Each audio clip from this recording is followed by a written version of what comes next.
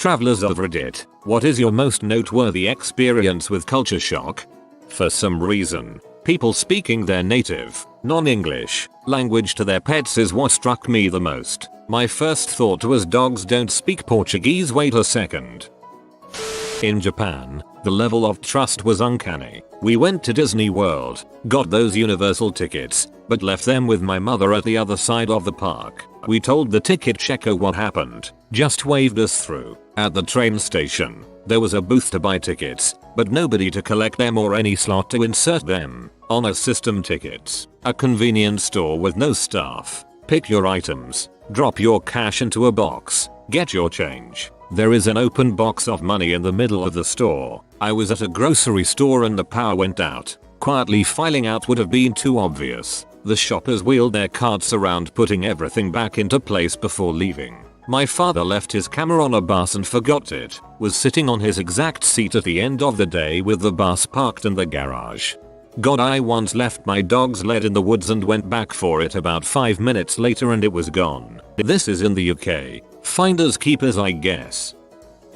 My family and I were hiking in Kyoto, Japan, and we got lost in the woods in a mountain somewhere. As we followed the trails aimlessly, we stumbled upon a very traditional looking house. It was like a fairy tale. Beautiful. It was very quiet and I looked in the house. Everything was so clean and I called in saying, "Hello." This lady in a kimono came out looking confused. She couldn't speak English. I tried to tell her where we were heading. I had a map at the time. She understood and put on a pair of wooden slippers, each with 2 blocks at the bottom sticking out. It all just looked so traditional. Then she walked us, in those uncomfortable looking slippers, taking a few inch step at a time with a very fast pace, which was just a normal walking pace really, and walked with us for about a mile down the trail in the woods, and when we got to a fork in the trail, she pointed us in the right direction and left. I was just dumbfounded by that entire effort. I traveled around Japan alone, kept getting locals coming up to me to ask if I needed directions or help. As a female in her early 20s, at times it was very much appreciated, but then I saw the women only train cars due to groping. Seeing grown men holding hands walking down the street in Ethiopia as a sign of friendship. I was in a restaurant in China with my dad and he left a small tip after the food and left. After a while, we were chased by the waiter who handed back the tip we left. It's like giving a handout as if they are poor. Give tea or cigarettes instead.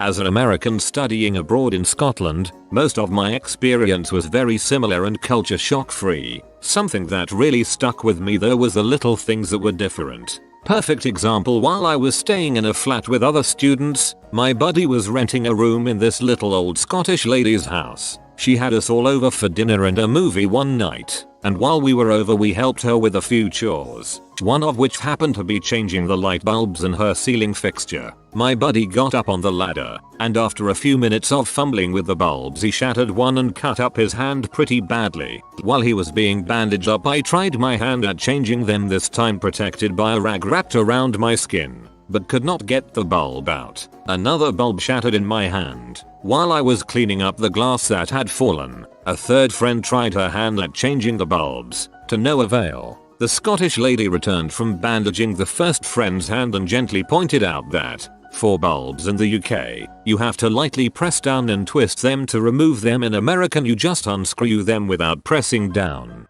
That's pretty hilarious. The fact that all 3 of you didn't manage to work it out, and you managed to smash a bulb by turning it. We have both types in the UK, bayonet and screw cap. Recently moved to Switzerland. Their obsession with noise, specifically, the not making of it. Whether it's the weeknight curfew where the whole city's Zurich goes dead silent around 11 PM or so, or the rules governing the hours of the day you are allowed to shower, run the washing machine in some buildings, or the near deathly silence in most trams during working hours, I don't mind it as much anymore, but at times, it really seems very excessively OCD. South Africa. Going to visit clients in their offices and being asked how many sidearms we'd like to leave with reception. South African here. I'm sure that was more of an obligatory question rather than him actually expecting you to have a bunch of guns on you. In China, seeing a 9-year-old kid in a bar drinking. I've had quite a few, but going through airport style bomb checks at a train station in Israel was pretty alien to me. Also, none of them could understand why I don't know my passport ID number. Don't you have it checked every day? Yep. Still remember the first time I got asked, in Hebrew, if I had any weapons on me when I was entering the mall. My normal response of smiling and nodding was really well received. Visited Sri Lanka. Very persistent salesman beggars. You'd think that getting mad at them makes them go away. Apparently, just explaining you have no interest can't help them is much more effective. As, if I recall correctly, they feel that showing anger is a sign of lesser people, so kind of a free pass to endlessly badger you. I hope I understood correctly. Please tell me if it's not true. Australian living in Finland here. Getting used to how casual many Europeans are about nudity has been harder than I expected. In Australia, I've had some friends for over 10 years and never seen them nude. Tiny bikinis, however, quite frequent. However, due to sauna culture in Finland, I've now seen most of my friends completely starkers. I am slowly becoming more comfortable with my own body, which is doing wonders for my self-esteem. But I'm still wearing a towel in the sauna. For now. Ask me again in a year.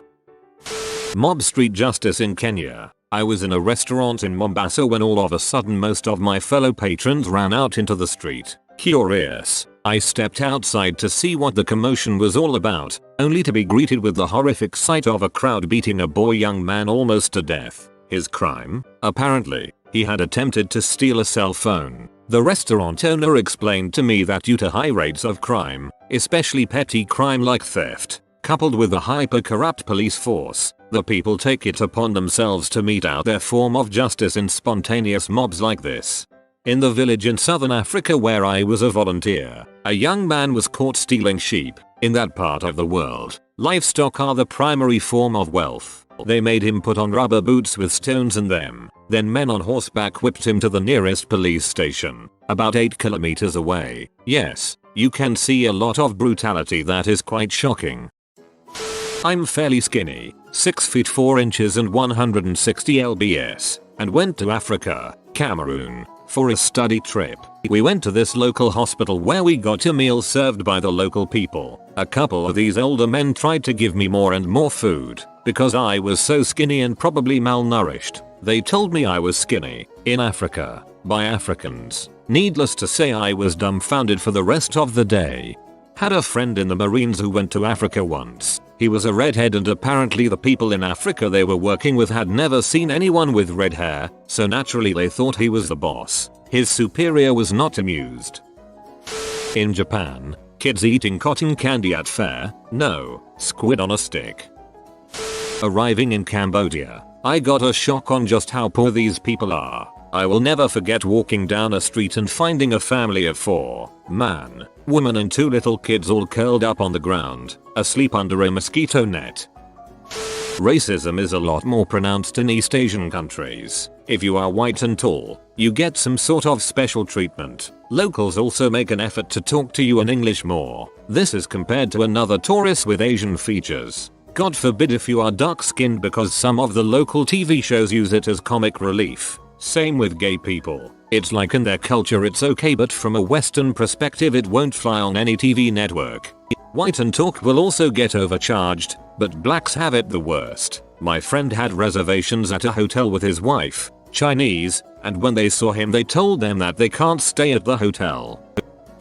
My culture shock is likely on a first world problem degree of mild, but the only one I can come up with is in Scotland. You right? For the longest time I thought I was completely sticking out like a sore thumb and looking utterly lost or confused, or that there was something on my face, or that I looked like a tourist, and here I thought I was walking with a visible purpose. What did I do wrong this time?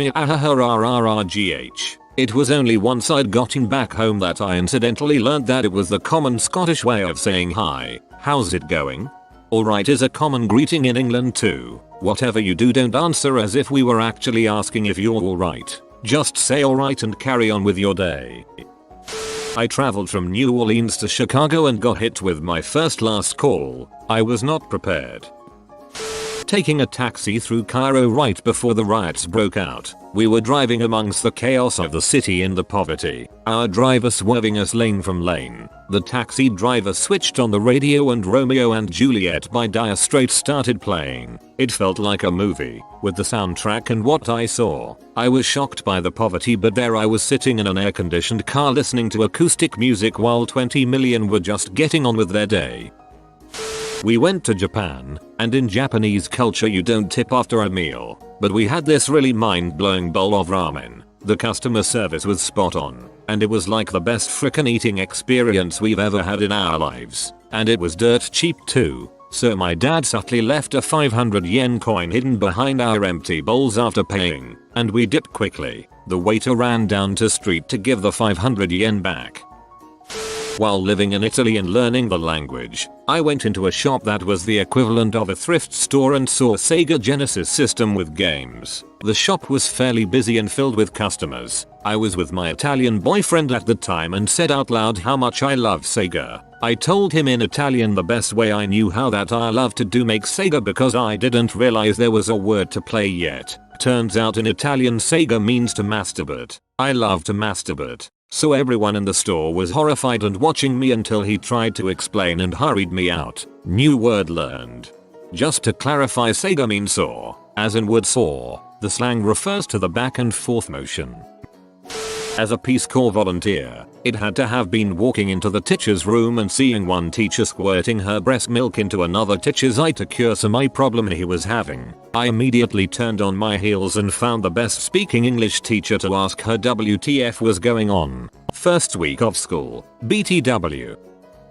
As a young Australian staying with an older couple in an old house in southern Germany, I could deal with living a somewhat more formal way of living with formal sit-down candlelit dinners every night and a complete lack of small talk. What I couldn't get over was the toilets. What's with the poop shelf Germany? I could never fathom why whenever I finished taking a juice I would have to turn around and look at my turd sitting there on dry porcelain. Every dang time I would pray to high heaven and hope that it would properly flush without leaving a huge mess everywhere. Thankfully it rarely left a mess, but the suspense of it all was very psychologically damaging.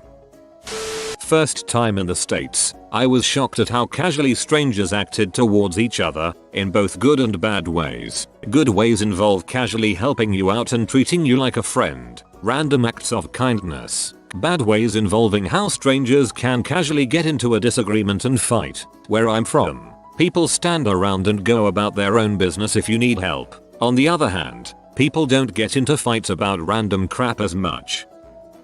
How Asia glorifies having pale, white skin. When I came from the UK where tanning and sunbathing is normal to see Asia where whitening products are everywhere, it was just a really big shock and took some getting used to.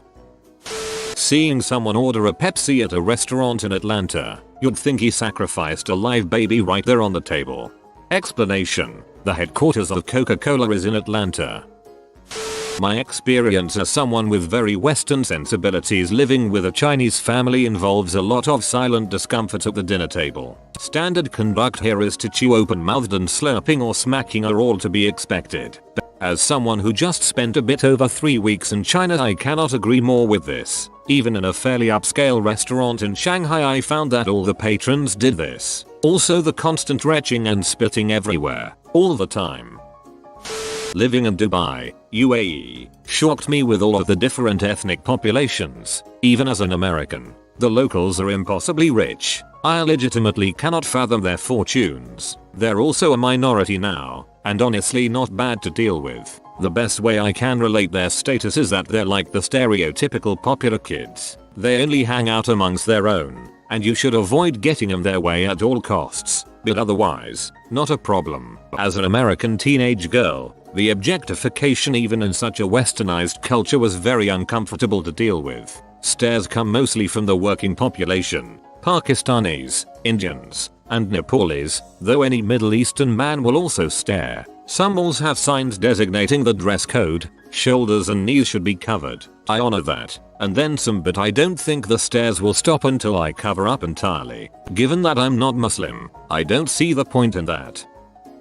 I went to Taiwan. The garbage trucks play ice cream truck music. It was really confusing. I kept getting really excited.